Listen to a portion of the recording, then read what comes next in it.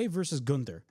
Jey versus Gunther was, I'm going to be honest, it was a good match. I enjoyed it, at least. Do I think it should have went a little longer? Yeah, I felt like the match should have went a little bit longer. I think the finish was quite controversial. I thought Jey Uso winning the world title was the right move. I know that's going to be in the minority with a lot of people, but I think I'm one of those people that genuinely believes that Jey deserves it. Jey 100% deserves it because he's worked his ass off for so many years. Now, what does this mean for Gunther? I don't think this is going to be the end of Gunther. I think he's going to win a lot more championships in the future. He's going to win a lot more championships in the future.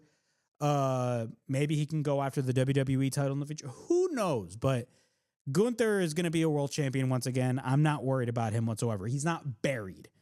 But I will say, if you are upset about the finish of Jey Uso making Gunther tap out with the sleeper, I don't blame you, because to me, I mean, it would have been much better, in my opinion, it would have been much better if Jey Uso applied a sleeper and made Gunther at least pass out, because if you didn't want to make Gunther look like a chump, you could have at least made him not tap out. You know what I'm saying? If you didn't want to make him look like a chump, you could have had him pass out with the sleeper, and then you could call it a day. But WWE clearly didn't do that.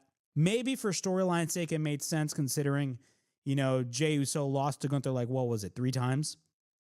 And he's trying to prove something and he wants to be Gunther.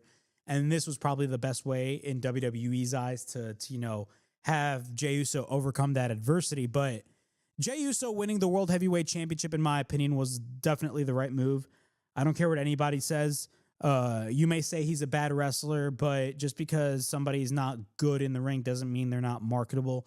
Jey Uso, if you see his popularity, you'll understand why WWE gets behind him. WWE is the type of promotion that cares more about personalities than they do in-ring skills. I mean, for God's sakes, and I've said this in a previous video, but look at guys like The Rock. Yes, The Rock was great in the ring, but was he the best in-ring wrestler? No, but what sold you on The Rock? Was it his in-ring skills, or was it his charisma in the ring? Was it or was it his charisma per se? Was it was his charisma? You know what I'm saying? It was The Rock's charisma that sold you on The Rock. And I think it's something like similar with Jey Uso, with him doing the yeets and him doing the, you know, the whole hand wave. Bro, that is over with the audience, and you can tell. Every time when you're going to a live WWE show and you see a Jey Uso entrance, you can tell how enthusiastic the crowd is. You know what I'm saying? So I totally understand that point, and them putting the belt on Jey Uso, in my opinion, was the right move.